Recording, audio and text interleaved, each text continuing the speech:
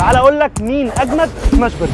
خطير دي كلمه قليله. لحمه مفيش ولا ملح ولا فلفل اسود، يعني هي دلع قوي. جربت 3 اماكن بيعملوا سماش برجر وهقول لكم مين اجمدهم واسعارهم ايه. ال3 اماكن جي جيز وماريوز ونيسنس. ده ماريوز. وساندوتش بيجي معاه بطاطس، البطاطس للاسف مزيته صغيره كده مش عارف ايه ده. بص نخش بقى على الساندوتش. افتح يا معلم. اوبا بسم الله. العيش جامد قوي، اللحمه الكويت بتاعتها حلوه قوي، خضار كده فريش، البيكلز مع الطماطم كده. الساندوتش بالنسبه لي عجبني. جي جيز يلا بينا. قطع يا معلم كده بسم الله.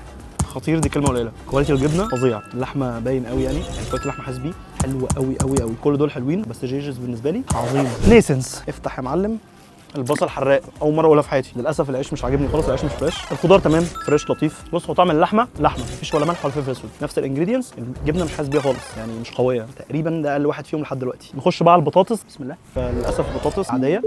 جي جيز هو رقم 1، ماريوز رقم 2، للاسف الاخير هو نيسنس. فشير وسيف للفيديو ومنشن لصاحبك، وهفضل اقولها كل فيديو. نشر اي حاجه بتدعم القضيه، الدعاء نبطل نجيب مليمتر.